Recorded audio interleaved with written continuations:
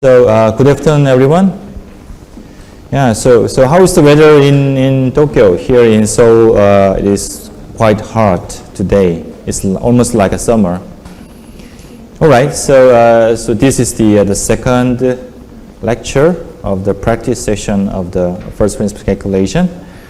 So today we are going to learn about the band structure or electronic structure of the materials.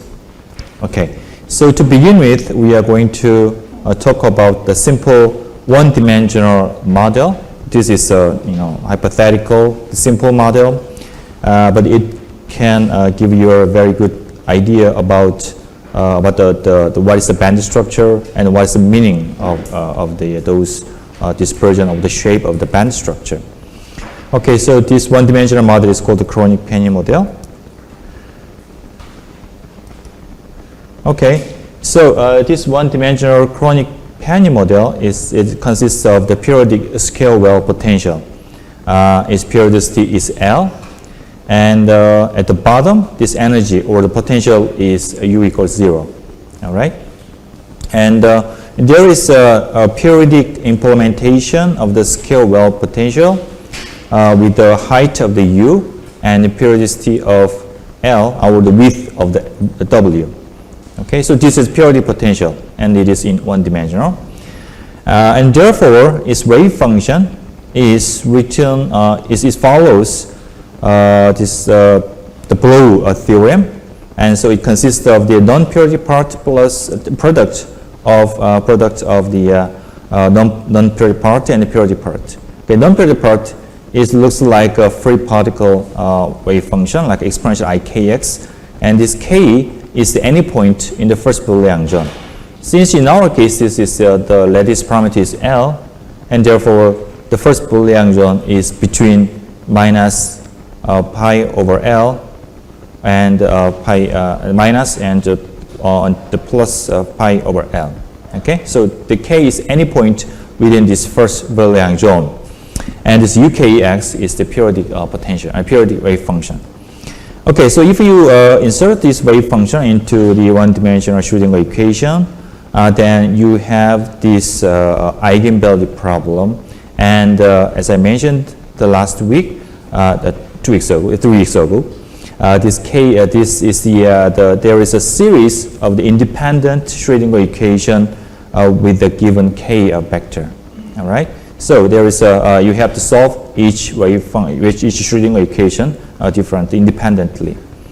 All right. So for each k, you have this set of one set of the Schrödinger equation, and if you solve it, then you have a series of the eigenvalue and eigenfunction, and they are obtained for each k. All right. So therefore, each state in this periodic potential has two index, okay, n and the k. So k is the Blow vector, and this n is the number or the number of the eigenvalue for each k. All right. So there is a two number n and the k, which correspond to the quantum number in this periodic solid, one-dimensional solid.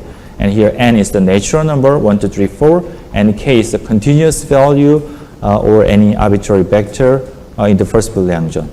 Okay, so you have this eigenvalue or energy indexed with n and the k, and also the wave function psi and kx is product of the exponential ikx times periodic u and kx.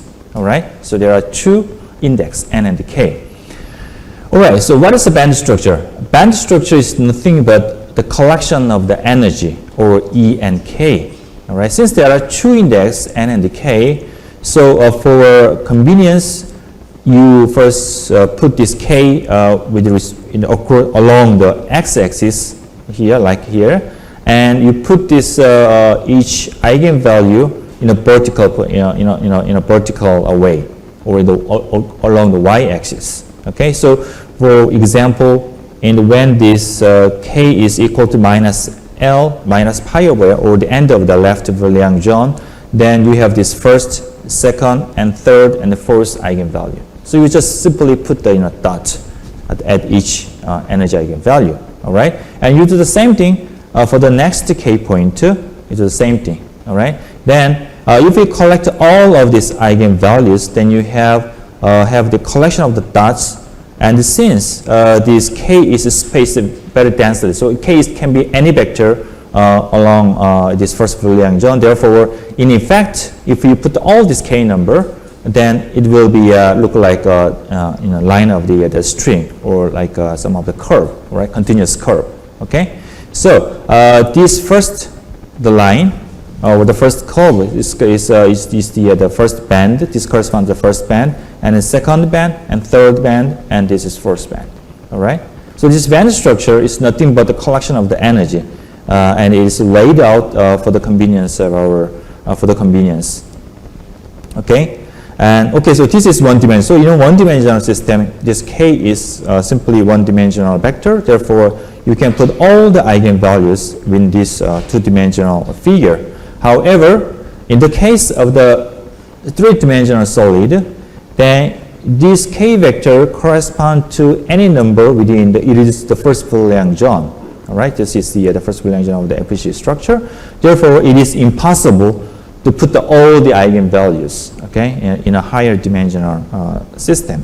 So for convenience, we take those points with a high symmetry points like a gamma, L, or U, or S, and you plot the band structure along the lines that's connecting those high symmetry points.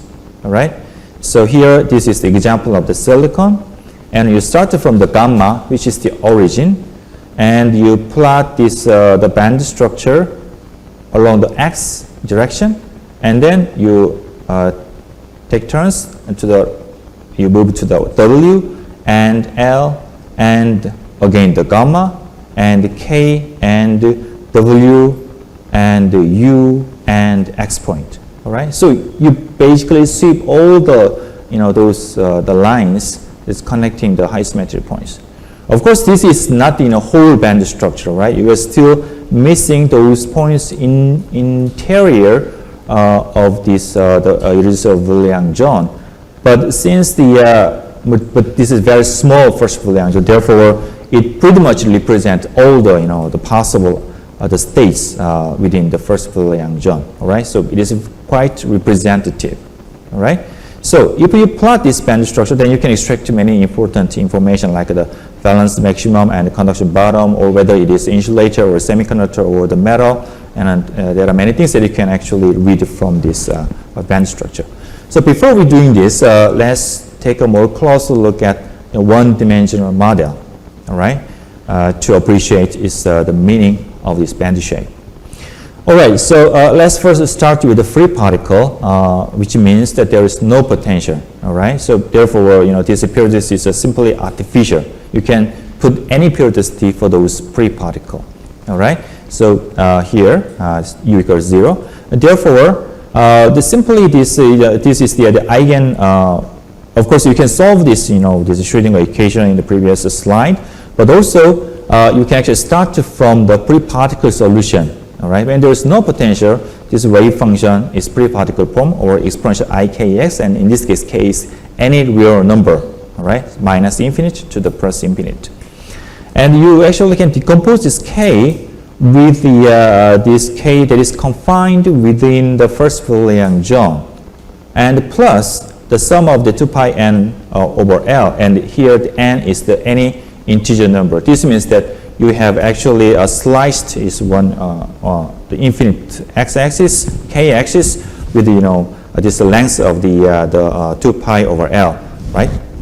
We have the section, each of the section, those infinite k lines, all right? And each section has the index of the n, all right? And k is confined within the first Lagrange zone, okay? So then you have this transformed this this exponential free particle form into exponential ikx times this one, and here this exponential ikx is correspond to the below wave vector, or the one that we have shown here, and also ux. This is actually the periodic part, or if you add L to the x, ux plus L, then it is equal to ux because of this exponential 2 pi n factor. All right. So therefore, you have successfully decomposed this wave function into the below vector plus periodic parts. All right. So so you have this this result, and also if you solve this Schrödinger equation, then you have this eigenvalue, which is nothing but actually for the pre-particle system. So you can see this whiteboard, right? So in the case of the perfect pre-particle, this is the K, and you have this energy, and this is the exponential. All right. So this energy is nothing but the square form. All right. Have a square K square over 2m. All right. And because of periodicity, we have folded this band structure into the first Fourier zone. All right. So like that and like that. And also the higher part, we have the folded this eigenvalue, right? So this is the one you see in this picture here. So essentially, it is the same as the pre-particle energy and the K relation. All right. Okay, so this is pre-particle. So we have obtained the result as expected. And so then let's apply some amount of the potential, or U equals 3 electron volts. In this case, since the U is relatively small, the band structure, whole band structure, is quite similar to the pre-particle result, right? So this is the numerical solution, all right? As you can see, it is pretty much similar to the previous pre-particle, pre-electron band structure, all right? So there's one thing that is noticeable is that there's actually the band gap between the first and the second band, all right? So in the previous case, in the pre-particle case, there is no energy that this particle can take any positive energy, right? Since for the given E, you always can find K that gives this energy, right? So there is no forbidden energy. However, in this case, between this one about this 8 to 9 electron volt or 7 to 9 electron volt with a gap of 1.8 electron volt, there is a region that does not have any corresponding states. All right. So in this region, there is no, this is the completely forbidden for those particles. All right. So this is called this energy gap. All right. And this also there is a small but finite energy gap between the second and third band. All right. So this band gap opening is the most distinctive feature of the periodic potential compared to the pre-particle solution. All right. So in order to see its meaning, why the band gap opens, you can take a look at this shape of the wave function. All right. Okay. So the top of the first band, or at the right end of the first Fourier zone, if you plot the wave function of this part into the real, this is the imaginary, the real part, and this imaginary part, and this is probability, the square sum of these two. Then, and these shaded regions are the region that has the potential, right? So the perceivable potential in this region. So what you can see is that is this particle exists between the potential of the barrier, all right? On the other hand, if you plot the bottom of the second band, right? Then this is a real part, this is imaginary part, and this is a square probability, and you can see that it has a maximum probability right at the position of the potential, all right? That is to say, this lower band has the maximally avoid those potential, and the higher band is maximally exposed to those repulsive potential, all right? So therefore, but without those potential, these two states are the same in the energy, right? Because there's just a translation of the wave function, all right? So these two have the same energy. However, in the presence of this potential, this is a lower energy and this is higher energy, all right? So this is why there is a band gap opening at the end of this Fourier zone, all right? All right, so then let's increase this potential barrier now from the up to this 10 electron volt, then you can see that the band gap becomes wider and wider. All right, but you have still the same distribution of the wave function. Okay, so those higher band, they are exposed to those repulsive potential, and this lower band is in between them. All right, so this energy separation originated from the same, the same reason. Okay, all right. So this band gap opening is the most important feature of the periodic solid. Okay, then we have increased. Then you can increase this potential, to very, very high value, like 15 electron volt. Now, in this case, we have also widened the barrier such that the potential well is well separated from each other.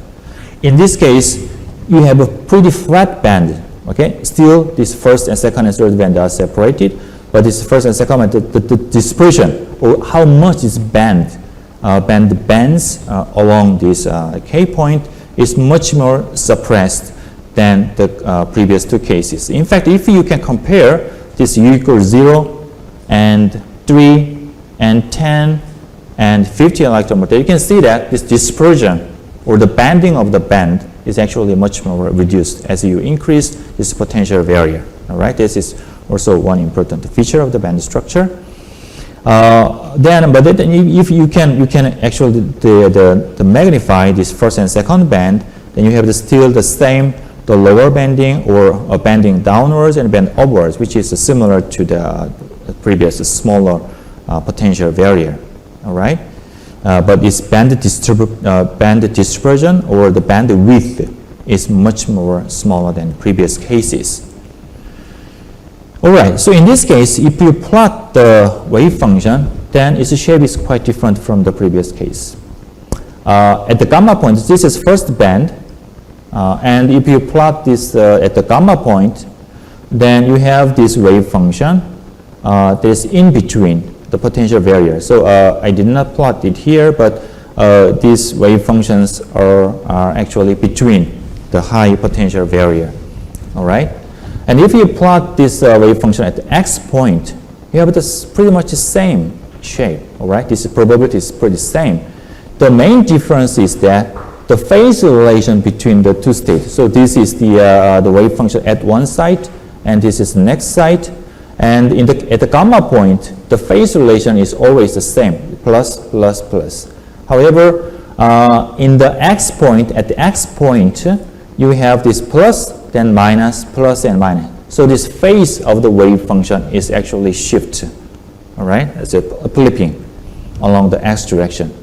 Okay, so this reminds us like this is like a bonding orbital or bonding configuration. These two orbitals has the same phase relation. This is anti-relation, anti-phase relation, which is correspond to the anti-bonding state. All right. And also, if you look at the second band, if you plot it, then at the gamma point, this is the real part, imaginary part, and this is probability. And at the x point, this is probability. So the shape of the probability is pretty much the same. But in this case, you have one more node, right? In the previous case, first band is a single peak. But in the second band is double peak, all right? And again, the phase relation between the different sites is this is plus, plus, plus, but this is the plus, and this is flipped minus, and then flipped again plus. Okay, plus minus, all right? So, so this reminds us of the eigenstate of the infinite well. So maybe you know this example. This is well known, the basic example in the quantum mechanics. And if you calculate these eigenfunctions in the infinite scale well, and this is the ground state, this is the first excited, second excited, etc. And this is probability, which is a single peaked, and a second, a double peaked, and triple peaked, like that. So the wave function in the previous example is correspond to n equal 1 state of the infinite scale well. And this one corresponds to n equal 2, or first excited state of the infinite scale well. All right? And this, the phase relation, or this band dispersion, or the K point means the phase relation between the different orbitals at the different site. All right. So we have also this is the limit of the at this limit. This is it's called the tight binding approximation.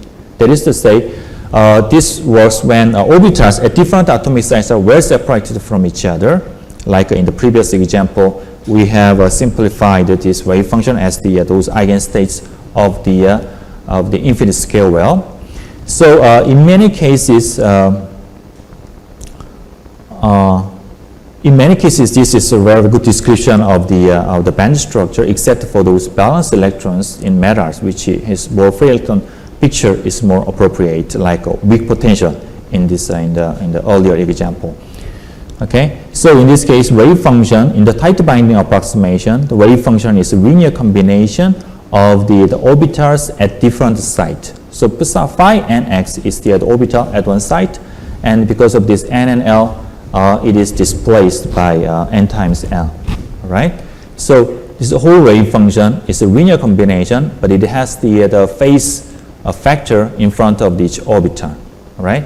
And in chemistry, this is known as the linear combination of atomic orbital, or LCAO approximation.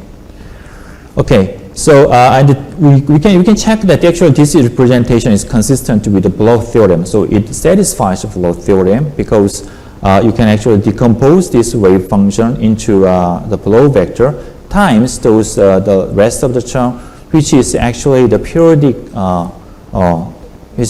with respect to the x plus l. All right. So this is it follows this Bloch theorem. Okay. And for those the eigenvalue, in order to obtain the eigenvalue, you can actually put this wave function into the Hamiltonian, and you can solve by solving this matrix eigenvalue problem. You can obtain this the band structure. I'm not going into the details, but this the band or the EK is actually given simply as the constant times 2t times cosine KL. All right. And here, T is the so-called transfer integral, which is the basically reflect how much orbital overlap between the different sites. All right. Okay. So, for example, in the previous example, for those second band over here, this second band, you can actually fit the second band with this form, mathematical form, and you can see that it very well fitted into this simple form. All right. So therefore, this band structure follows the tight binding approximation, or well described by the tight binding approximation. Okay. So so far we have discussed about the shape of the band structure. We have seen the two limits. In the first limit, when there is a weak wave of potential, or U is a small number, then this band structure is pretty much similar to free electron band structure. All right. The only difference is the introduction of the band gap. In the second case, at the extreme of and at the limits of the high potential barrier, we have seen that this the linear combination approximation or tight binding approximation works quite well. All right, so for the given band structure, then you can occupy electrons, right? And this is about this, the way that we can occupy those states with electrons.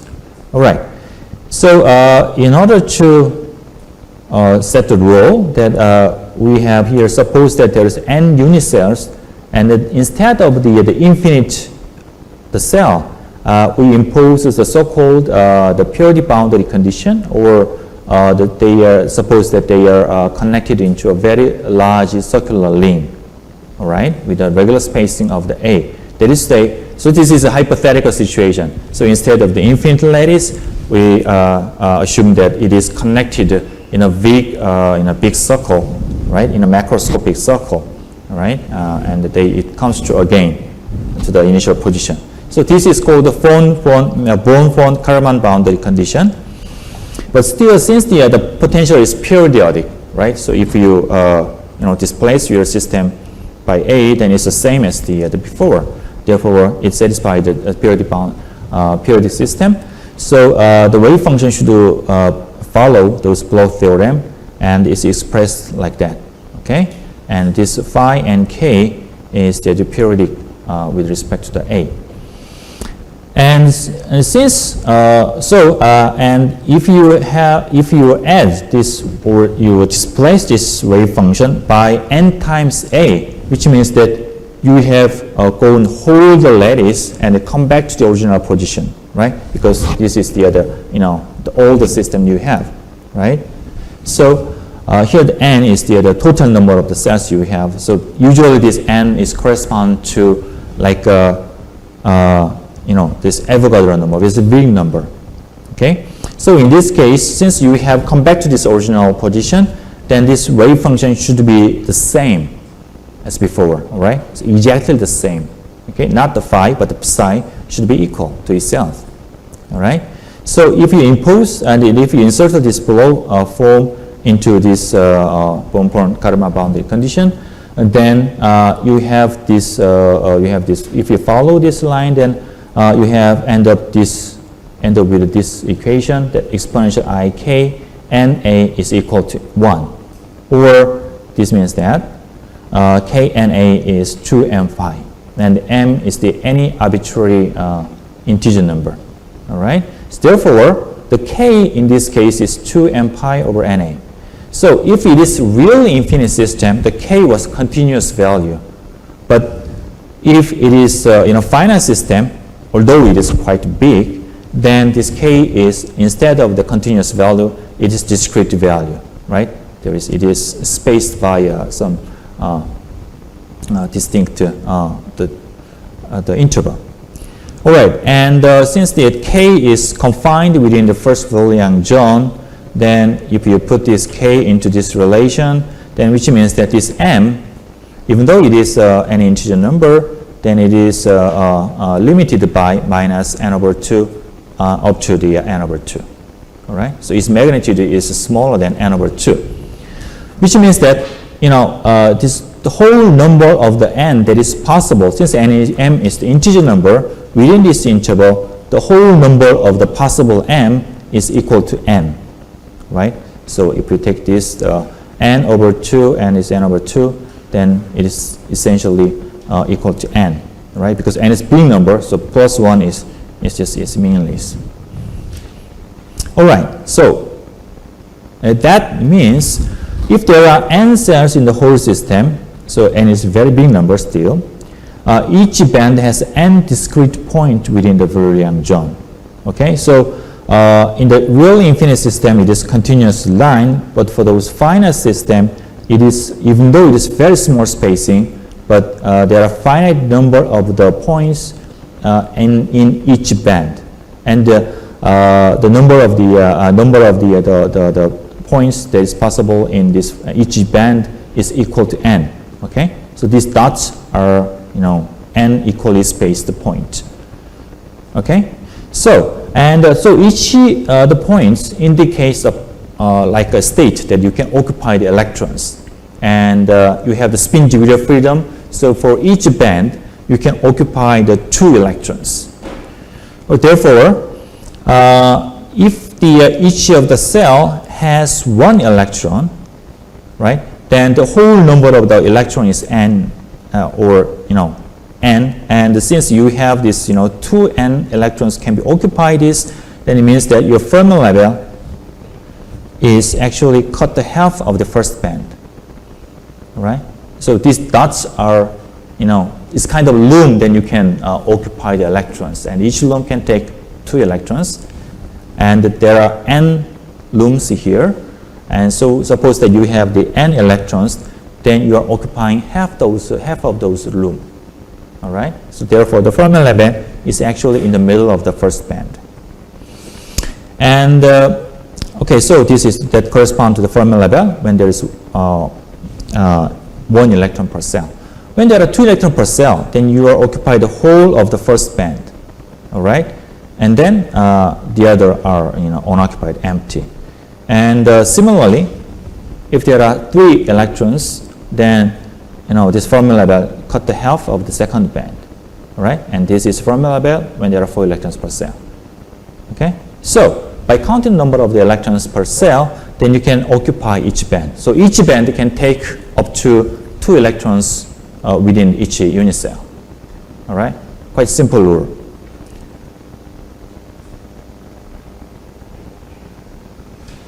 All right, so then your program actually automatically identify the Fermi level by counting the number of the electrons and the number of the states.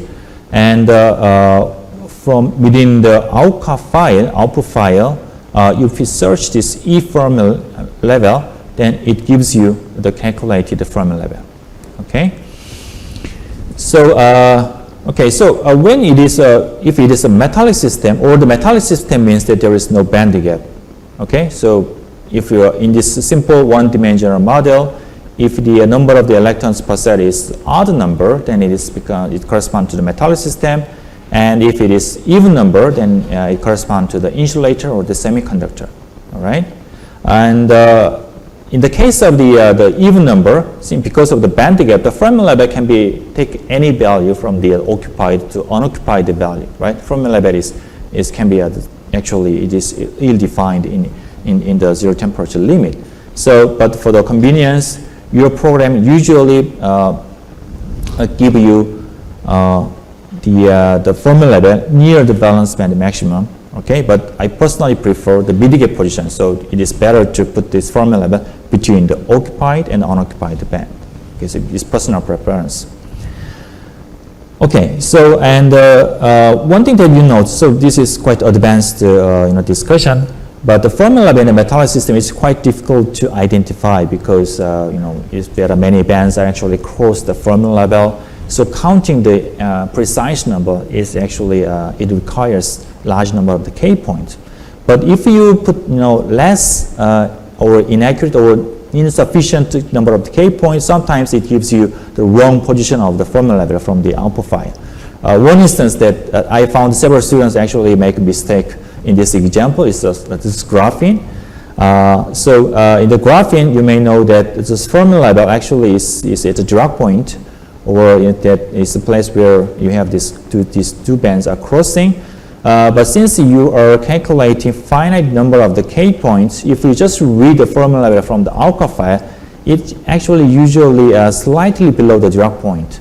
Okay, so some students they accept the Fermi level and put the Fermi level line that is below the Dirac point, which means that it is P-type doped, but this is incorrect. So when you deal with the metallic system, especially for those low-dimensional system, you always keep in mind that you need some large number of the K point, or you can actually count this band and you can manually set the Fermi level in the figure. All right. Okay. This is a kind of the quiz. Okay, so suppose that there are 2 electrons in a one-dimensional system. Okay, so you are occupying just one band, but it happened that the band structure is a little bit complicated, as in the figure. So the red one is the first band, and this blue one is the second band. So where would be the Fermi level? Can you guess? I'll give you maybe a couple of minutes, all right, to think about it. So if it is well separated, like in the previous example, it is easy to set that this Fermi level is how many electrons we have here? 2 electrons. So you are completely filled this first band, but in this case, the first and second band are actually overlap. Then what will be the Fermi level? Okay, we are following the same rule. Okay, so think about it.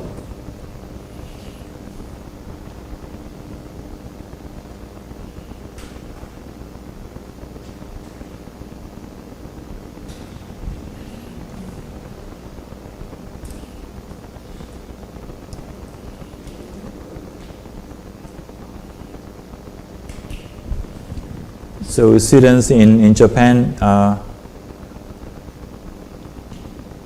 can you understand? Did you get the answer?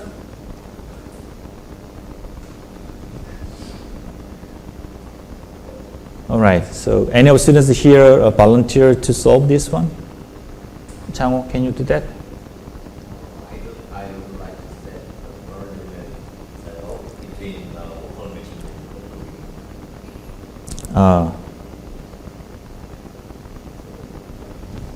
All right, okay, so I will draw a figure here.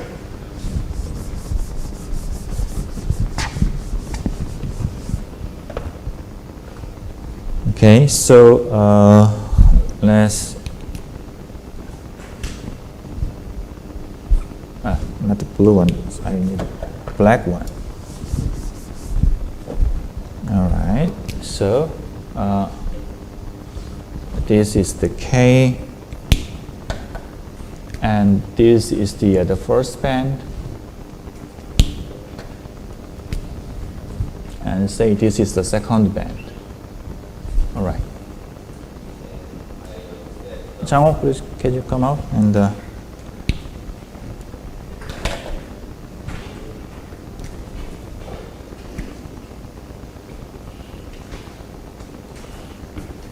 okay, so this is Chang-ho, and he will solve it. Yeah. Here, so The Fermi level is a flat line, horizontal line. So first of all, it's a flat line. So you are occupying the state at a certain the line below the certain line. Okay? Yeah. Can you do it again? Am I right? 지금 휘어서 약간 휘었나 이게? 네. 약간 이게? Okay. Well, it's approximately okay, but can you set the rule, the precise rule, of how to define this the Fermi level more accurately? I'd like to be so if I don't have the second level, I would like to set here, but I have some density of those states here, so that I can equilibrate here and here. So maybe this. All right. So in fact, okay. So please stay here. So actually, the band, each of the bands consists of the the point that is equally spaced. All right. So so can you specify the rules? Okay. Suppose that you are making a program to determine the Fermi level. Then how would you make some of the algorithm or mathematical formula? So we can set some summation of k points here, and then that equals 2. But we have here some k points, so I would like to add this amount, this amount, this amount, and then it will make it equal to just this one.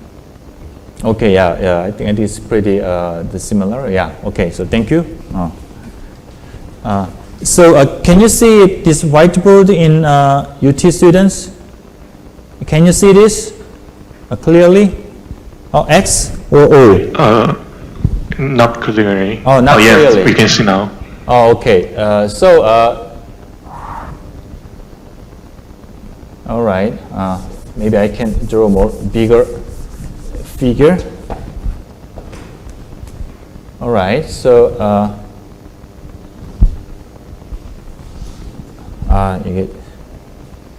maybe this is not too it's clear enough. Maybe. All right. So okay. So this is the first band, and let's say this is the second band. All right. And so the Fermi level. Suppose that this is the Fermi level. Maybe. This is the Fermi level. Can you see? Is it clear? No, not clear? Yes, it's clear. Oh, okay. So the rule is that actually this is the set. This is collection of the some of the distinct point, and also this is the collection of distinct points. And therefore, the Fermi level, above the Fermi level, it is empty. All right. And below the Fermi level, it is occupied, which means that the number of the points number of the points in here and in here should be equal. All right. So that's the position of the Fermi level. The number of the points above and below are the same. Actually, since they are spaced by the sum of the constant value along the K line, this means that the length, when you draw this line at the bottom to the x-axis, then the number of the points actually is proportional to the length of the segment that correspond to this curve. All right. So the length of this red curve and the length of the blue segment, the length of these two segments should be equal. All right. So that's the how you can determine the Fermi level actually by just the measuring the length of this segment that you have that corresponding to this the curve. All right. Okay. So yeah. Anyway, it is approximately in between this the maximum and the minimum of the first and second method respectively. All right. And let's move on. Okay, so then we extended this discussion to the three-dimensional band structure. Okay, so this is the three-dimensional FCC structure, but U is equal to 0. This is free particle, but we have some constructed artificial three-dimensional FCC structure. Then in this case, the free electron, so as we have folded those free electron energy dispersion relation into the first Fourier zone, this whole the band structure can be obtained by simply the folding the free electron or EM half a square over 2m the square half a square k square over 2m into each into the first Fourier zone. All right, and you can see in this band structure, sometimes you can see that two of these bands are merged into one. In this case, it does not disappear, but rather it means that these lines are actually doubly degenerate. Okay, so two bands are consist of the same eigenvalue. All right, so it happens that it lies on the same line. Okay, so there's no band that is just disappear. So every band is continuous or continuous for the whole the Fourier zone. All right, and also this is the number of the electrons per cell. So if there is one electrons in the unit cell, then this is a Fermi level. So you are occupying the half of the band structure, half of the first band. All right, and this 2 is the Fermi level correspond to when you have the 2 electrons per unit cell of this FCC structure. All right, so this is the band structure of the free particle. But in fact, we have the finite potential at each site, and therefore, so for example, in the case of this aluminum, okay, then it is a band structure for the balanced electrons. So for the aluminum, for those core electrons like 1s or 2s orbital, it is not shown here, but it is much lower in energy, and it is well described by the tight binding approximation. But those electrons, they close the Fermi level because of this is metallic system. So the electrons are pretty much similar to the free electrons. Therefore, the band structure that you see here for these valence electrons are quite similar to those band structure for the completely free electron. All right. So only distinction is that there is a small gap opening here and there. All right. But overall, this dashed line is actually the band structure of the free electron, and this the solid lines are actually the computed the band structure. All right, so they are quite similar to the free electron Fermi level, free electron the band structure. Okay, and so these kind of elements which has the band structure similar to the free electron called the nearly free electron metals. Okay. This is because SNP electrons experience only weak ionic potential because potentials are largely screened by free electrons. So the ionic potentials are mostly screened or washed out by the free electrons. So that's why it corresponds to weak potential. All right, and this is the band structure of the copper. Again, it is also the nearly free electron metals. Also, you can see that this band structure actually this band structure consists of two parts. This one, this flat band, it is the band structure originated from the copper d electrons. On the other hand, there is a largely very highly dispersible band, okay, and it is very similar to those free electron band structure. Okay, so if you follow this one, it's similar to this free electron band structure. Okay, so this is the band structure of the copper s electron. All right, so in this copper system, the d electron is more like well described by the tight binding approximation, but this s electron is similar to it follows those free electron band structure. All right, so that's why in the case of the copper, only one electron is acting as a free electron in the charge as a charge carrier. Okay. And also, this is the band structure of the gold, which is very similar to the copper. But here in this case, I have separated into the contribution by the s electron, the p electron, and the d electron. And you can see that those flat bands just below the Fermi level is mostly comes from the copper d electrons. But in those electrons that's crossing the Fermi level, they are coming from the s and the p electrons. All right, the valence electron. Okay, and there is one. If you at the Fermi level, you can find those k points that crosses the Fermi level, and if you collect these points over the whole Wiliang zone, then you have the surface structure, and this is called the Firmware Surface. Okay, and so this is the Firmware Surface of the aluminum, and this is Firmware Surface of the copper. So in the case of the in the case of the free electron, this Fermi surface is just a sphere, all right? But in the case of the copper, it is it's very similar to those spherical the Fermi surface, but it has at the zone boundary, it has some of the necking structure. All right, and this is the band structure of strontium titanate. And so this is the Fermi level, and you have the contribution of the band that originated from the various orbitals.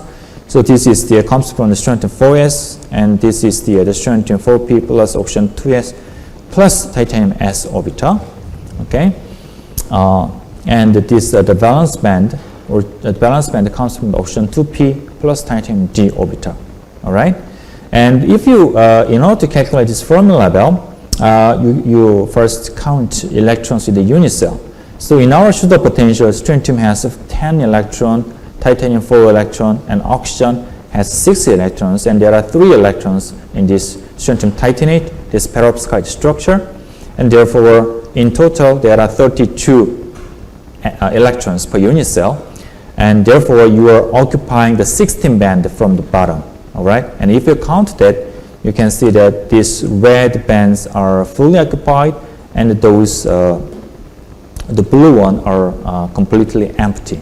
And these empty band are called the conduction band, and this is the conduction bottom, and the top of this valence band is called the valence top. Okay, and the band gap is actually the difference between the conduction bottom and the valence top, and in this case.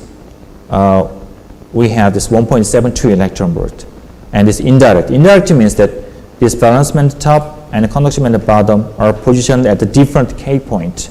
Okay, so this is indirect material, but it's much smaller than the experimental band gap, which is the 3.25 electron volt, and indirect. This is correct, and so almost half of the 50% of the band gap are underestimated in our calculation. This is because of the characteristic of density functional theory, the local density approximation, and so in order to get the right band gap, actually we need those hybrid functional or maybe the cross-particle calculations like GW calculations. But for the most popular GJ and LDA, usually the band gap is underestimated. But they are not random, but they are systematically underestimated. Most of the material has this amount of the underestimation. Okay, and one thing that you can also notice is that the band dispersion, how much band the bands or the degree of the band bending is actually smaller for low-lying band, because in this low-lying band, the orbitals are more localized at a different site. Therefore, the overlap is smaller, and therefore the band dispersion is small for those low-lying band. And for those high-lying band, usually the band becomes more and more dispersive, right? And it eventually becomes a free particle. Okay, and this is that famous band structure of the silicon, and this is computed. This one you will exercise in the next session, next class, next time.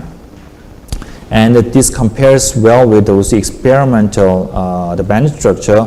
The one difference is that at the valence band top, in the experiment, there is a split off of the band, and there's a heavy hole and a light hole, and also there's a split off band. And actually this originated from the spin orbit coupling, and within the present, the conventional calculations, this spin orbit coupling is missing, and therefore there is no split off band. But actually you can turn on those split spin orbit coupling. There's an option in the FAST program, and so you can do it if you want, although this computation is a little bit more expensive. In this case, you have this spin orbit coupling of the 0.047 electron volt, which compares favorably with the experimental, the split and spin orbit coupling, split of spin orbit, the split of from the split spin orbit coupling. All right, this is completely different system. So this is a molecular system, so there's no periodicity. In this case, we usually put the empty space and make it three-dimensional structure, periodic system. But since there's no overlap between the states in a different cell, therefore, if you plot the band structure, then it is completely flat. There's no band dispersion, all right? So therefore, you do not need to sample the many K points in this isolated system, but it is enough to just sample just only one K point. That's enough for this molecular system. All right, and okay, so and this K point sampling is quite.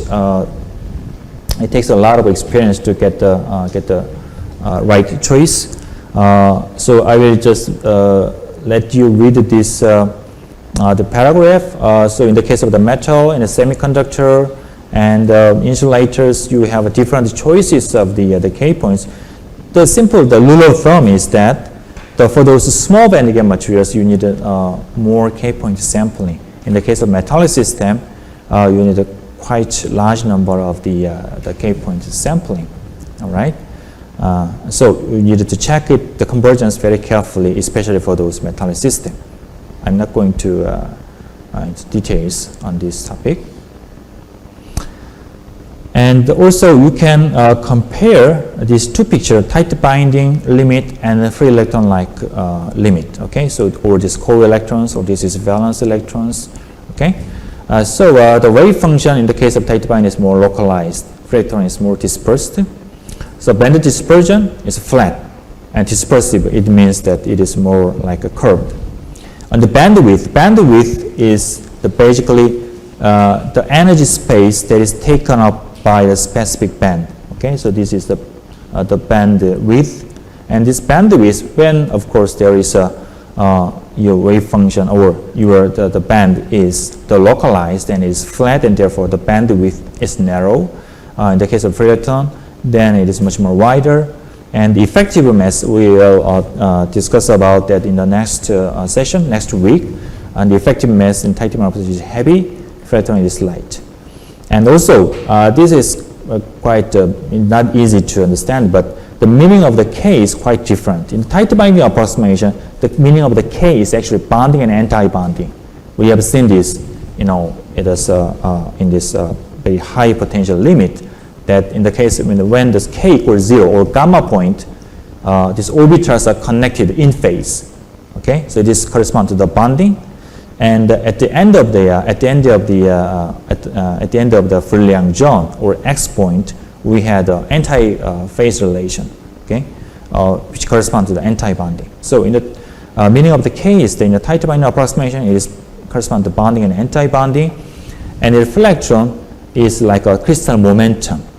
Okay, since it is moving electrons, therefore it carries momentum, and so this K is corresponds to the crystal momentum. Actually, this crystal momentum is different from the real momentum. Okay, so this is something beyond this class, but it's a slightly different meaning. Okay, all right, and the next thing that is connected with this, that is closely connected with this band structure is a density of state. Okay, one you can calculate from the band structure is actually the density of state. All right, so the density of state, it means that, simply speaking, it is the number of state that is for the given energy, right? So for example, in this example, and here, at each energy spacing, you can count the number of the points within each energy interval, all right? And you can put this number of the points in this the x-axis here. Then it corresponds to the density of state. It simply gives you the number of the states that's within the certain energy interval, all right? And one you can see actually from this picture is that if the band is flat, then for the same energy interval, we have the more states. Can you understand that? So,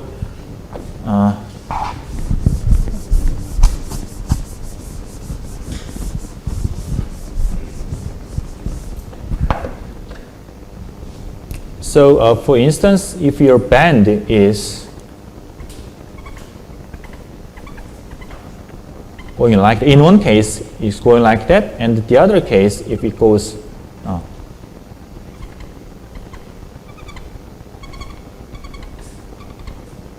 right, so am I right?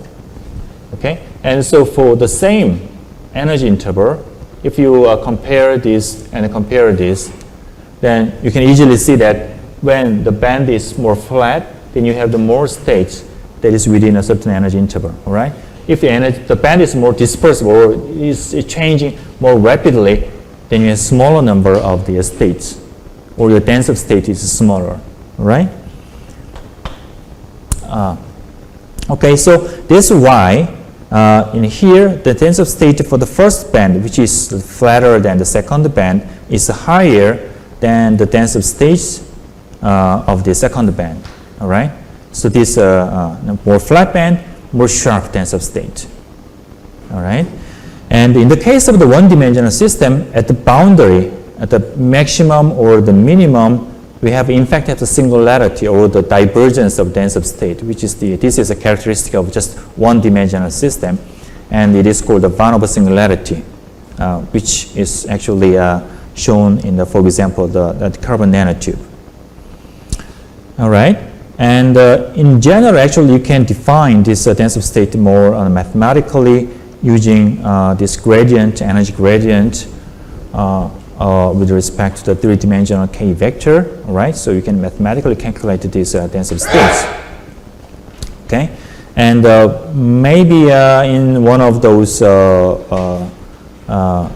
your class, maybe you have seen this kind of density of state that is characteristic for the each dimensional, each dimension. In the case of three-dimensional, the density of state is usually increases with the energy of the square root E, and in the case of two-dimensional system, it's like a step function, or like that.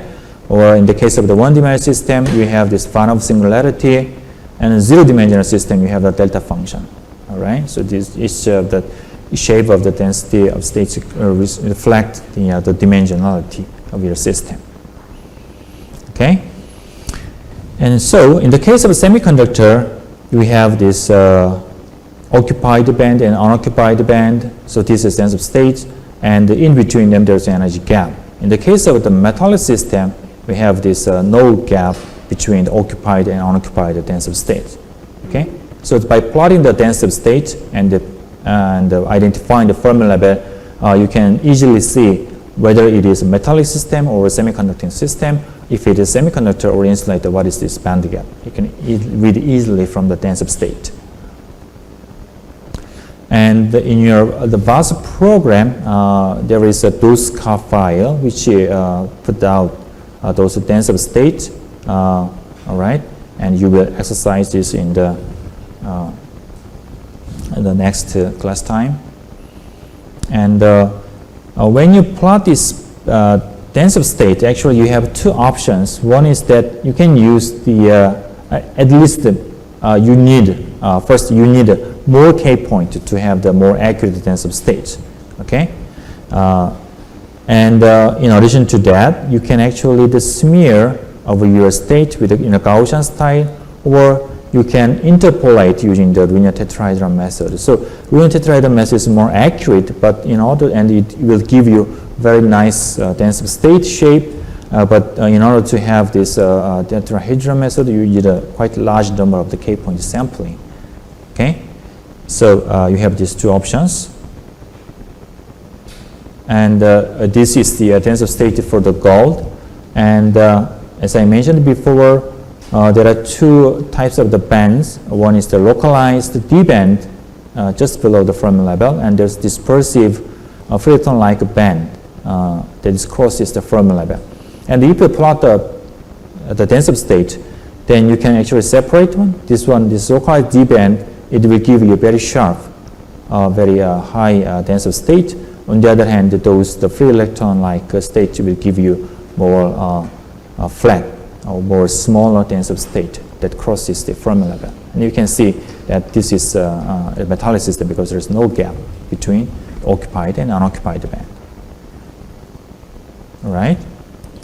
Okay, so I think that's the end of the first theory session. So okay, so any question? So UT side, also the students can ask question, and here also I welcome the question. Okay.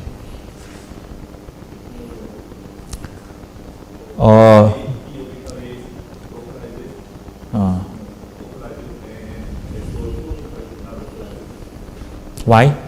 Oh, the question is that why, in the case of, for example, the gold, why the d orbital is localized and the s and p orbital is delocalized, or it's more like a free electron? It is simply related to the size of the orbital. The d electron is more localized, or if you plot this wave function shape, then it is more tightly bound to the atomic core side. So there is the overlap is small between the d orbitals at a different ionic site. Okay. On the other hand, the s and p orbital, it has slightly wider distribution, so it overlaps well with the other the site, so it can form a free electron-like band. Okay. Any question in the UT student? Or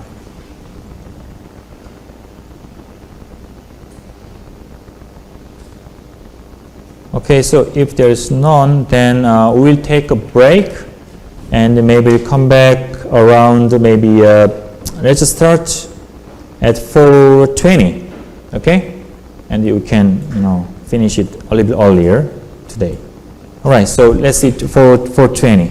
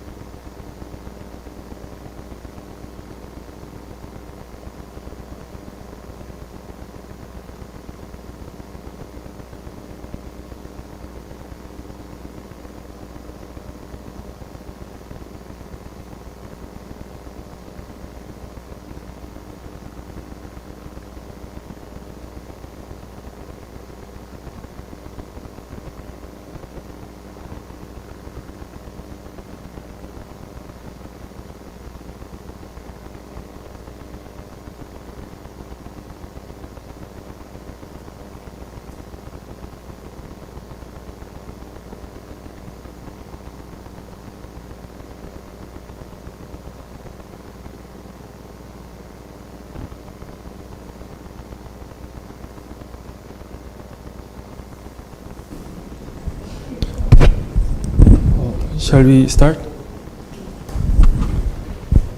Are you ready in UT?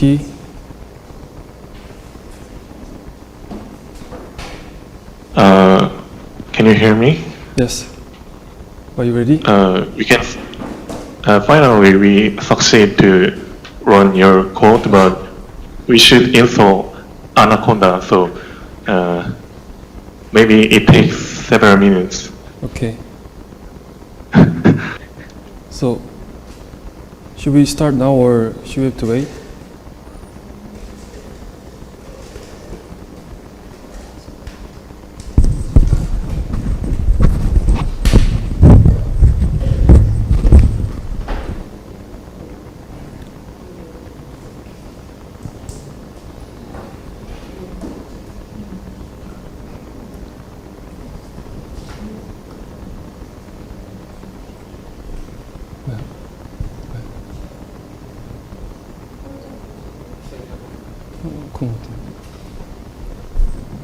Yes, you can start. Okay. So today we will going to learn how to plot band and dose. So the first example will be the silicon. So today we are going to use the structure of silicon of primitive cell. So primitive cell is the smallest possible unit cell of lattice. I'm sorry, wait a minute, please.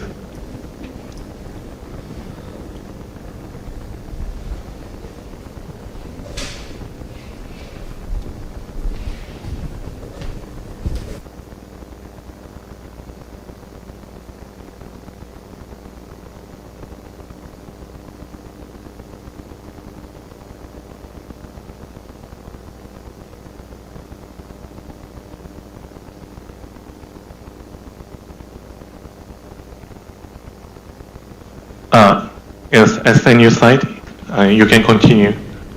Okay. So we're going to use the primitive cell of silicon. So in the case of silicon, there's 2 atoms in the cell, and this is the format of the Postcard file we're going to use. And plotting the band structure consists of 2 steps. The first step is to optimize the Postcard structure. That is the same thing you did from the last lecture. So you can just repeat the same thing you did. And in this time, we are going to make charge car while we optimize the Postcard. So after that, we are going to get the charge car and then use it to plot the band. So you can do this command here to make new directory and then make directory names first step and then second step. And you go into the first step directory and make these 3 files. First one is the Postcard. You can just write it down from the presentation, and the Inca file and the K-points file. Actually, you should do the K-point test by yourselves, but because of the time limit, I did this K-point test for you, and you can use this, just use this converged K-point, which is 666. And here is the Inca file. Everything is same for the last lecture Inca file, which is optimizing the structure. One thing is different, which is this air charge command. The last lecture it was F, which means that we are not going to write down the charge car file, but this time we need charge car file, so we are going to set it T, true. And after we run the simulation, it will produce the charge car file for the silicon system, which is the charge density information of the silicon system. And for the Postcard file, I put the Postcard file in this TMP directory. So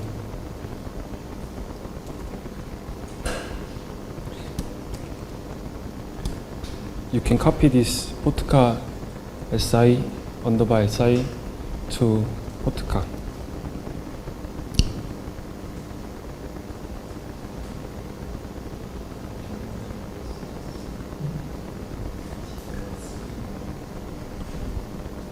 So everything is okay?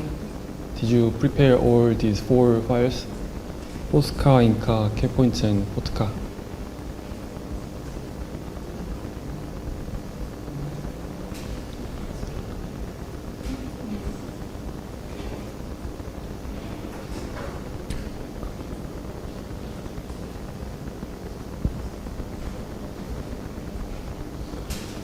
And there's one more file you need, which is the batch file.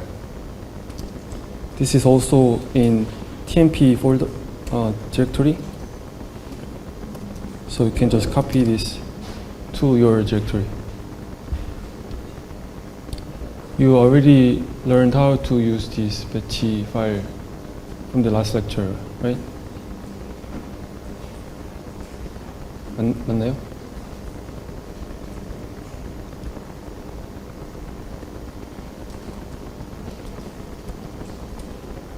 So everyone is ready?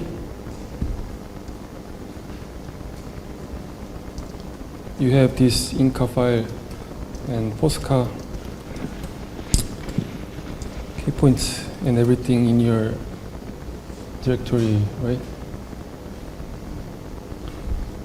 If you're ready, please raise your hands.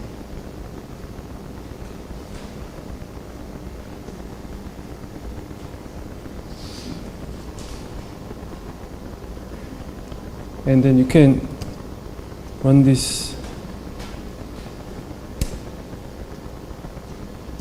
with qsub batch J.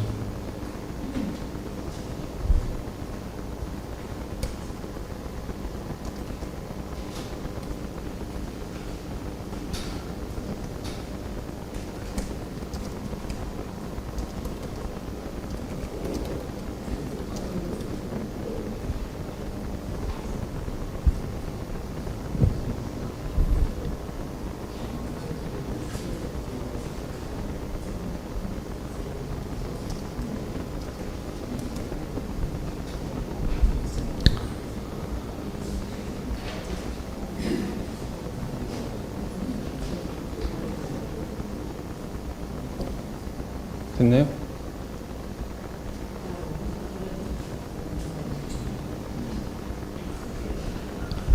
If you haven't done this, please raise your hand. So everyone's okay? Everyone's okay? 됐나요? 됐어요? 대답. 저희 말인가요? 아니 저희 그 이쪽에서 대답을 안 해서.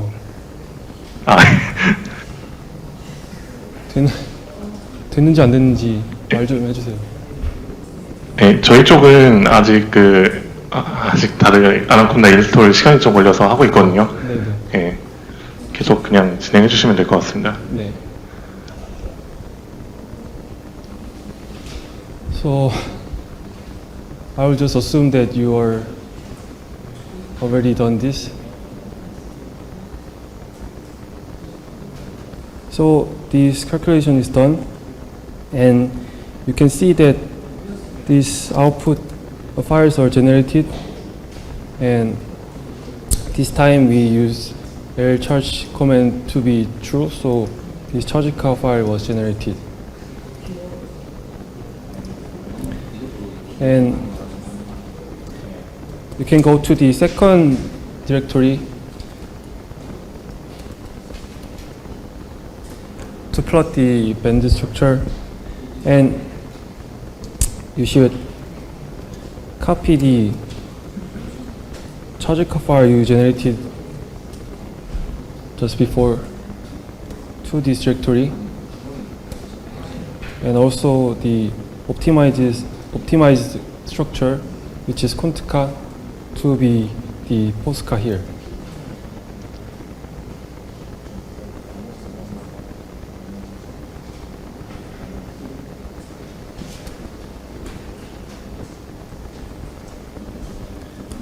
Like this.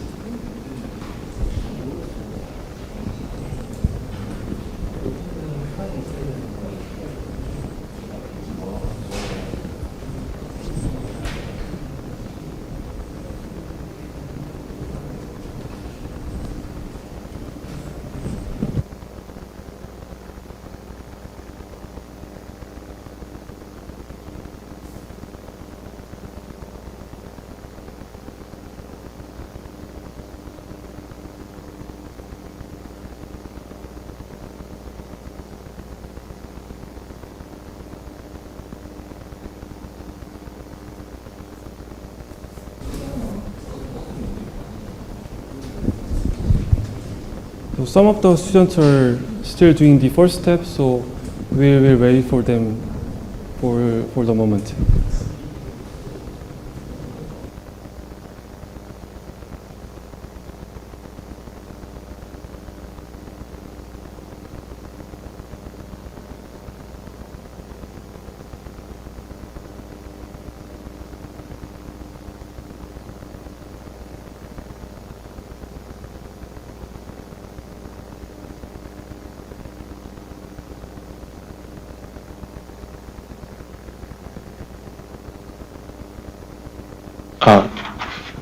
SNU side, can you hear me? Yes. 한국어로 여쭤볼게요. 지금 띄우고 계신 슬라이드가 네. 이번 주 자료가 아니라 저번 주 자료인가요? 아니요, 이번 주 자리입니다. 네, 알겠습니다.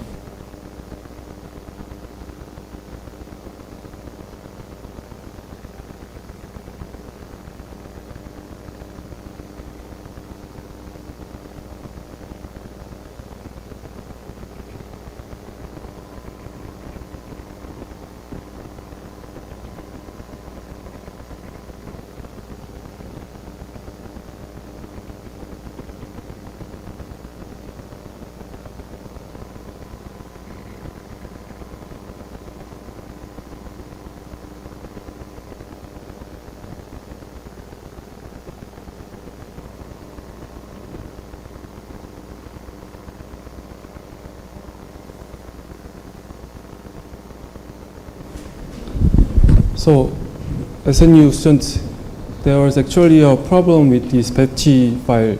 So I just corrected this patchy file, so you can copy the new file from the TMP directory and then use this one instead.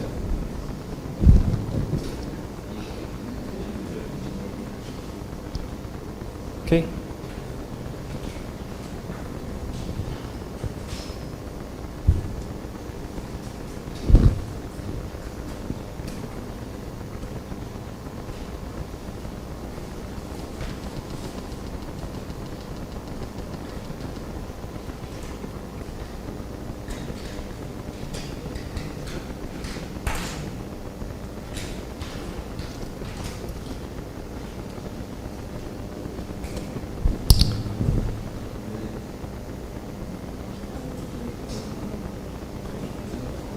Does anyone have a problem with the first step?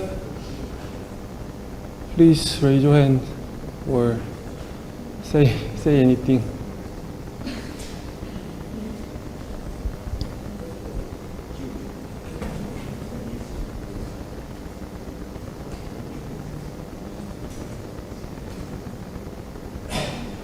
So if you finish optimizing the postcard structure and generating the charge card file, please raise your hand. Just two people.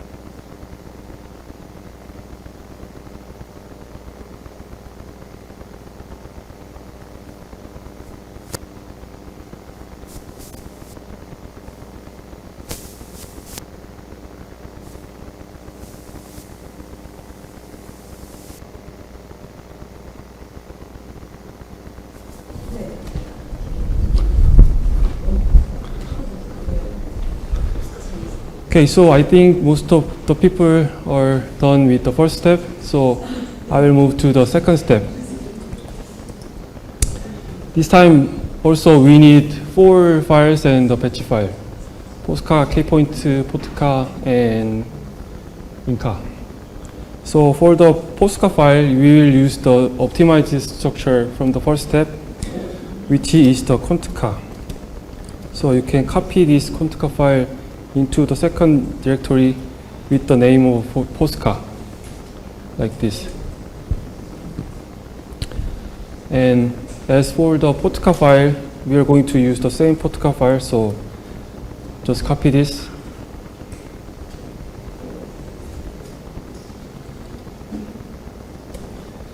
And for the Inca file, there is some difference from the previous one. The first one is this iCharge command. This means that we are going to use the prepared charge car file. So we are going to use the constant charge density from the charge car file we generated from the first step. So we have to add this command in the Inca file. And you need a charge car file, so you should copy this charge car file you created from the first step to the current directory. Okay?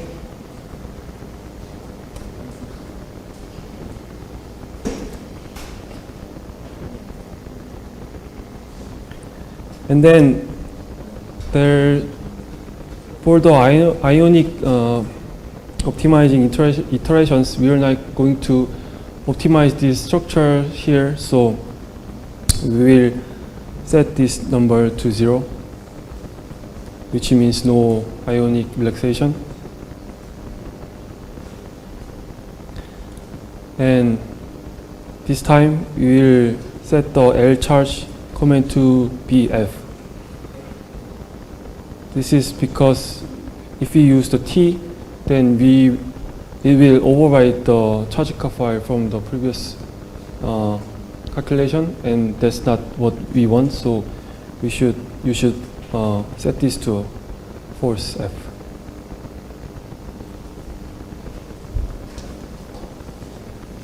So we prepared Postcard, Postcard, Inca, and charge car, right? If you have problem with this, please raise your hand.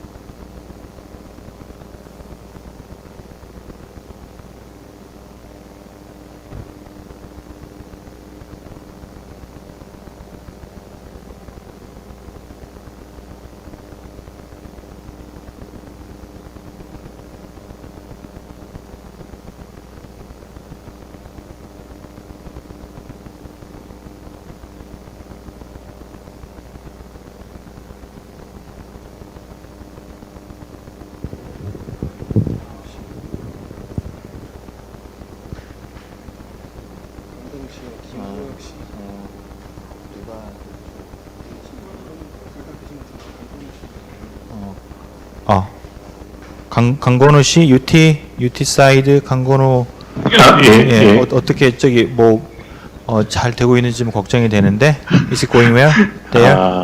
How's the situation? Emergency? 죄송합니다. 이렇게 지금 잘 되고 있진 않습니다. 어떤 게 문제죠 지금? 예, 처음에 문제가 그 파이썬 코드가 처음에 2.6으로 짜져가지고 라이브러리를 2.6 라이브러리를 참조를 하더라고요. 근데 저희 슈퍼컴퓨터에 그 라이브러리 쪽을 어떻게 손댈 권한이 없어서 뭐 아나콘다를 따로 인스톨을 해가지고 돌리는 방법을 써야 되는데 지금 아나콘다 인스톨을 하는데 초심자들이다 보니까 뭐 거기서부터 시간을 잡아먹게 그럼 거의 파이썬 버전이 어떻게 되나요? 기본적으로 깔려있는 건 2.7.5였나 6인가 그런데요. 그 코드 짜주신 코드 안에 2.6 참조하는 그게 있는데 예, 저희 쪽에 파일이 없나 보더라고요.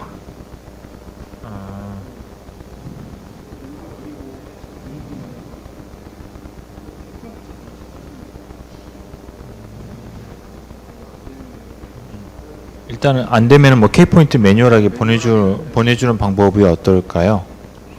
뭐 예, 그거는 뭐 일단 나오는 거니까 예, 나중에 그거는 일단 제가 시도해서 예. 저는 성공을 했는데 그거를 지금 예, 다른 학생들한테 전부 이렇게 같은 환경을 안다코나 깔고 라이브러리 넣는 환경을 갖추게 하려고 하니까 지금 시간이 좀 걸리네요. 그냥 그 결과 파일만 결국은 필요한 건 K포인트 파일이니까 K포인트 파일만 이렇게 예. 그냥 어디다 카피해 놓고 그거를 다운해서 하게 하면 안 될까요?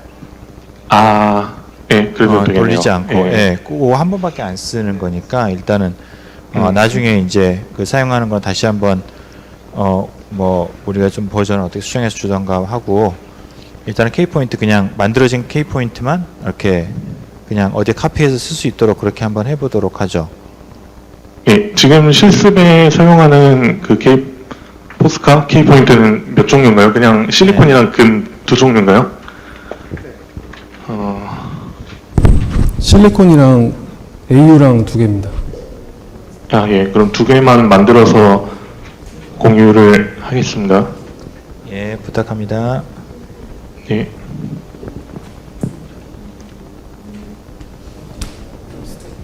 키포인트 부분 아직 설명하는 거? 맞아. 그거 물어보는 학생들한테. 이렇게.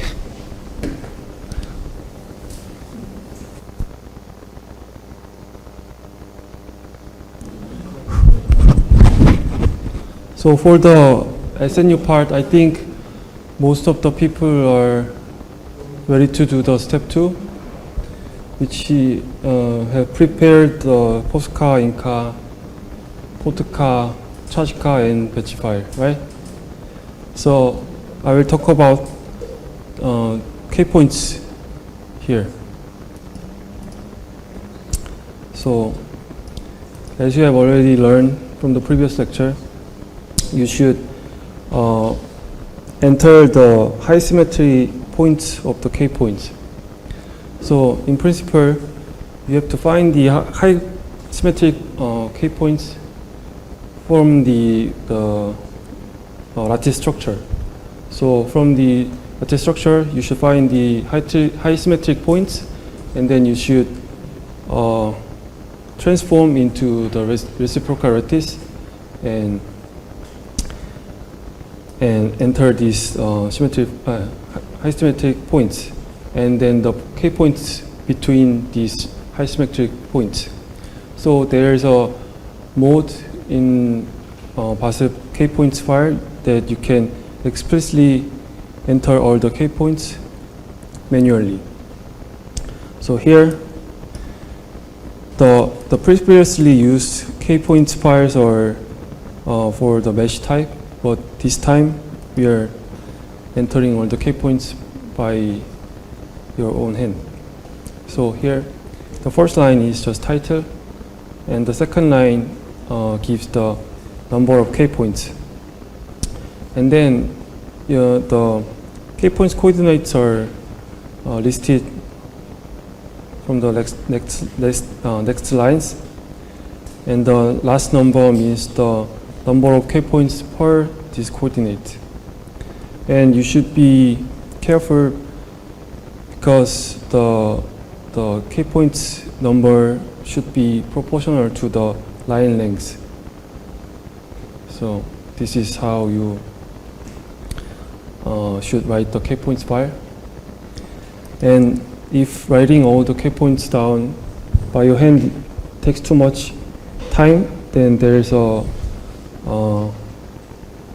line mode which generates the line K points automatically. You should just give the starting points and the end points here. And the starting and the end point should be the high symmetric points.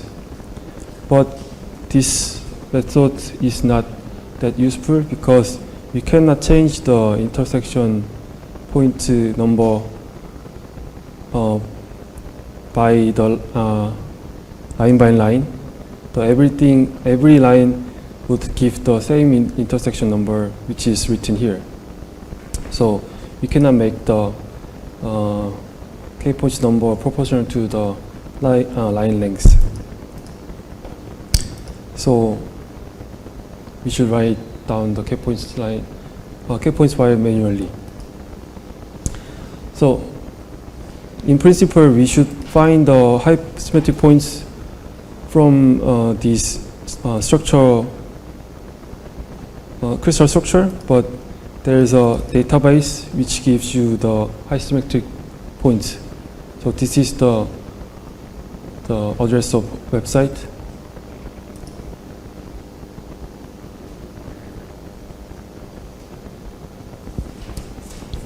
So if you visit this website, there is this menu, space group symmetry. Click this. Everyone is following, right? The student in the left, are you following this? So, and then click here, the K vector types and Brilliant zone of space group, which is this one, K vec.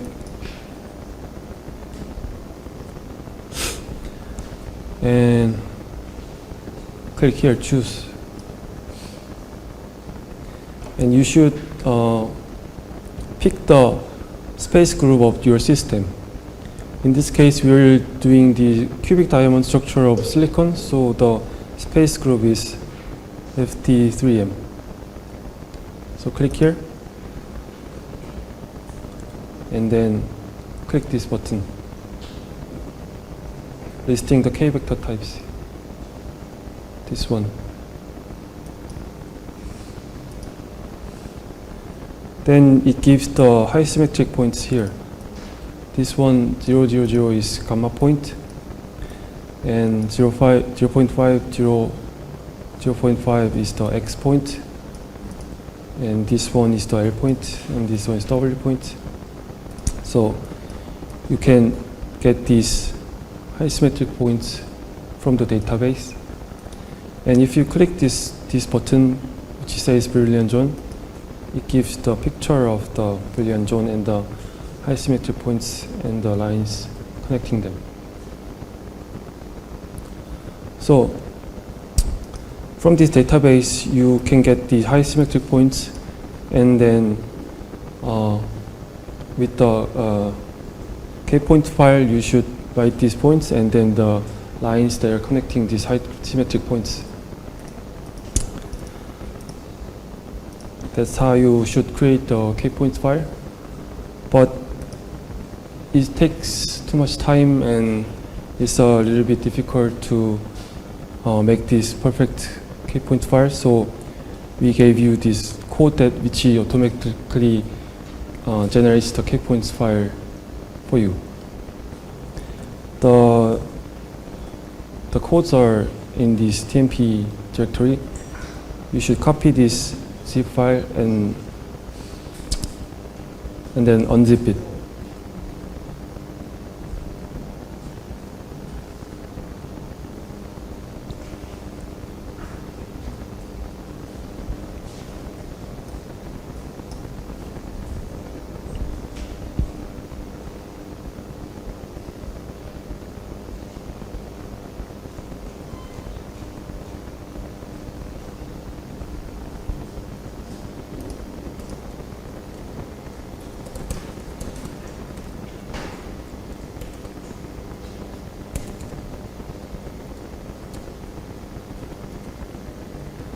So when you unzip this file, it's gonna generate a new directory.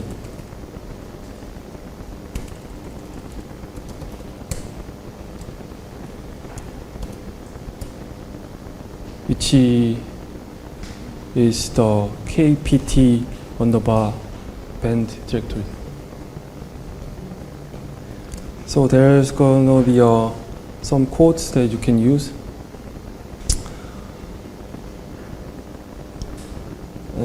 If you want to see the instructions of this code, you can use this help command.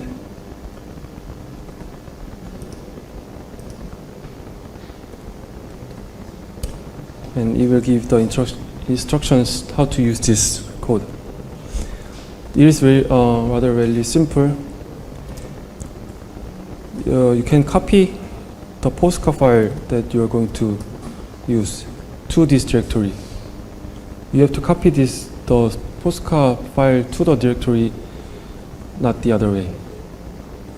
So do this, and there is a Postcard file here. So what you have to do is type Python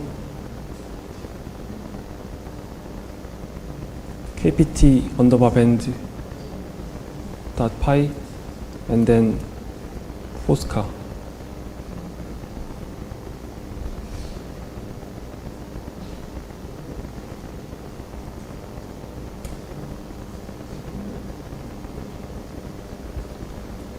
And what this code does is analyze the structure from the Postcard file and then get what space group it is in, and then generate the kpoints file automatically. And this is the generated kpoints file. So if you open this file, then there is all the kpoints you need.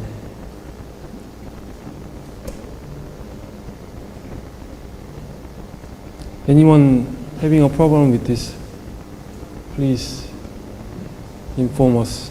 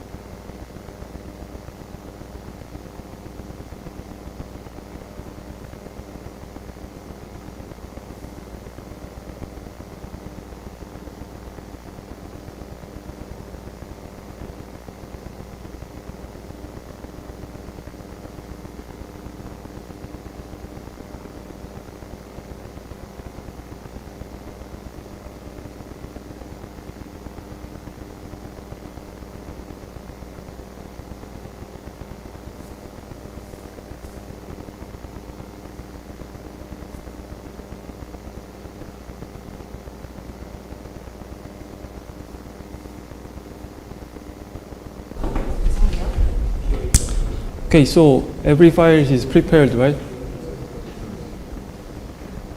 So you can run dispatch.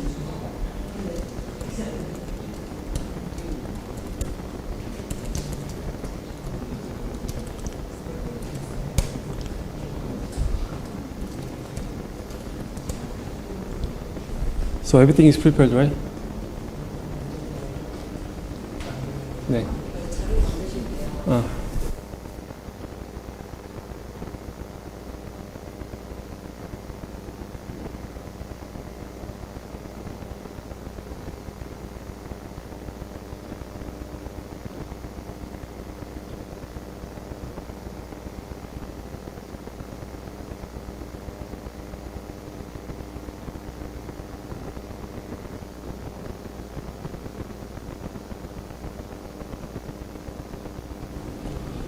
Okay, so the calculation is done, right? So if you want to know the Fermi level, Fermi energy, you can grab this information from the AUCA file. So type grab Fermi AUCA, then here is the Fermi energy, which is 5.6691 eV. And in this AUCA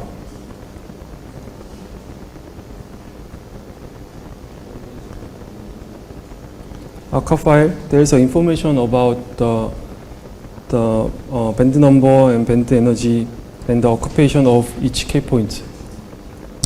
So here for the first K point, the band energy of each band is here, and then it gives which band is occupied and which is empty. So it means that there's 2 electrons in this band and there's no electron in this band.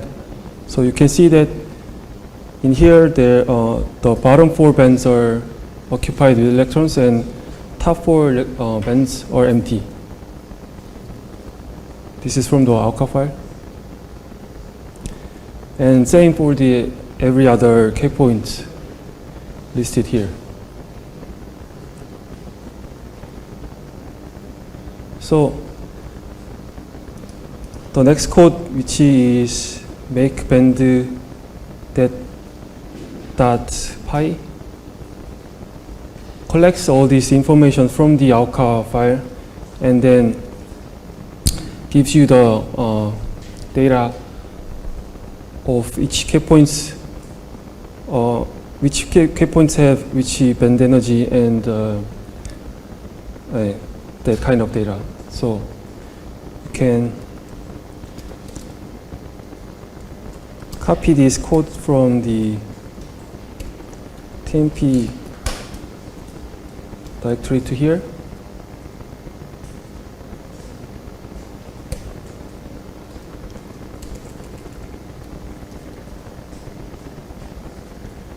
And if you run this code, then it will collect the information from the AUCA and make a data file, which name is band.dat.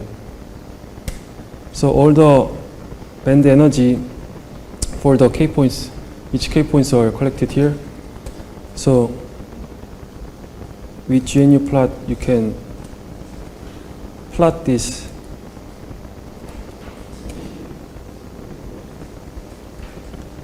informations,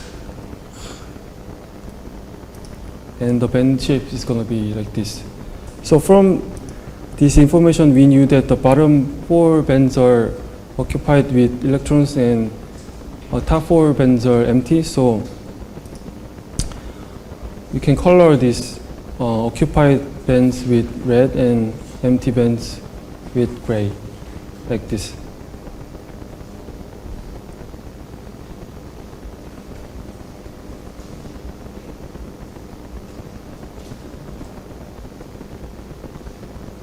Everything is okay?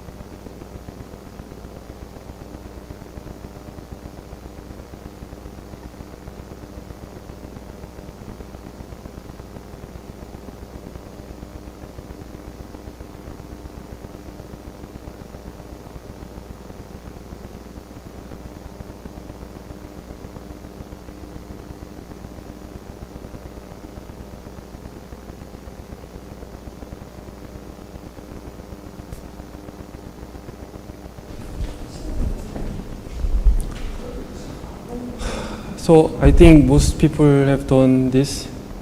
So we will move on to the next section, which is plotting the dose diagram. So here is same with this band structure plotting. There's two steps. First step is same as before, optimizing the postcard structure. And we have already done this, so we will skip this and move on to the second step right away. So the postcard file is the same file you used for plotting the band, which is optimized postcard structure. And here we are going to use k-point with a lot of points. So previously we used the 6 by 6 by 6 points. But since we are plotting those here, we are going to use 18 by 18 by 18 because we usually use 3 times larger for each direction in the k-points file. And the postcard file will be the same. So we have postcard, k-points, postcard, right? And you should get this charge car from the previous optimization directory. Okay? And there's a slight difference in the Inca file. So iCharge is the same, NSW is the same, but here we use ismear command to be -5. You already learned the reason why you use ismear -5. This is the tetrahedron method, and it gives the smooth, nice electronic density of state, so we are going to use this -5. And here we will set the L orbit command to be 11. This is because we want to plot this partial dose, which this command gives the SPD character of the wave function, so we know which density of state is from which orbital.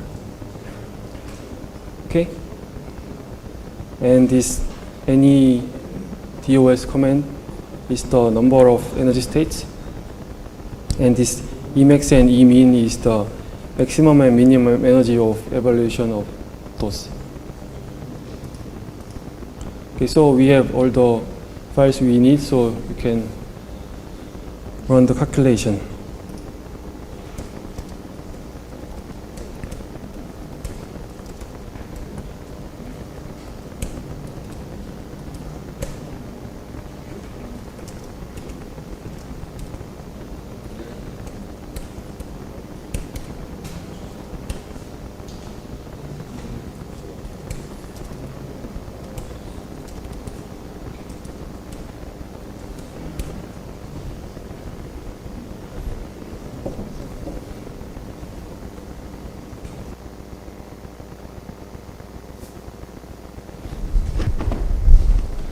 This calculation may need some time because there's a lot of k-points involved.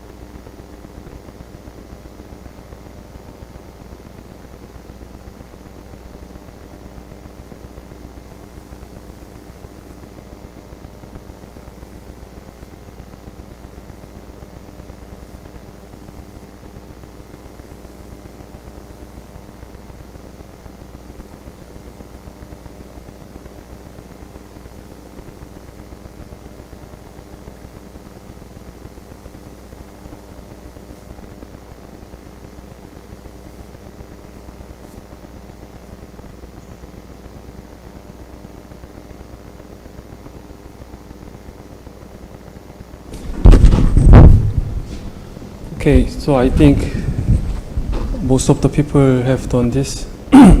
So the output file of this calculation would be the DOS-car file. So if you open this file, it will look like this. So here, the first number here means the maximum energy, and this one is the minimum energy, and this is the number of the energy level, and this one is Fermi energy. And from here, you will write down the energy levels, and here is the total density of states. So if you plot this, it will give you the density of states plot. And since we use the L-orbit command to be 11, it will give the SPD character of the each wave function. So we can get this partial dose written here. The order of the dose character is like this, SPD in SPD order. So here you can use this dose.py code, which collects this information to the data file, so you can plot this density of state figure.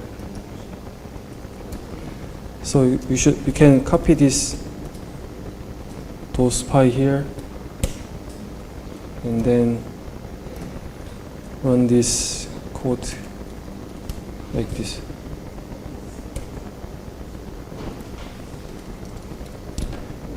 Like this, like in this presentation. And it will generate two data files here. This is for plotting the total dose, and this for partial dose. And when you plot this data file, then it will give this density of states figure. And here we mark this Fermi energy here with this set arrow command. And this is the value is 5.69 something, because we already learned that this Fermi energy is 5.69 here. So that's why we have this number here. Okay.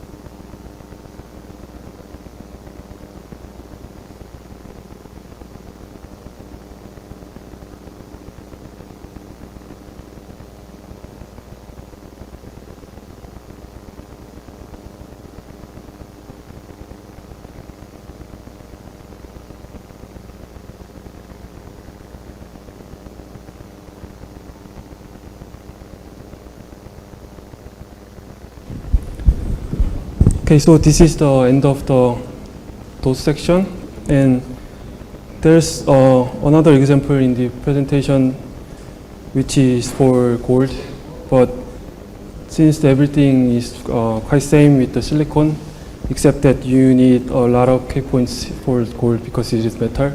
So I think you can do it by yourself and practice home. So if you have any questions, please raise your hand or not.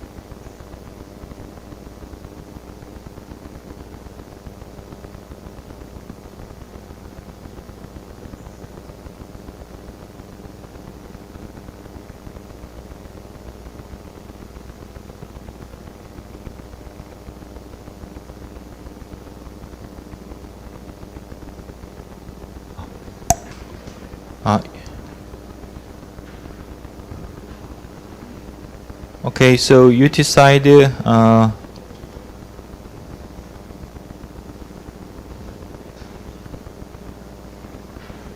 Is it okay to finish it today?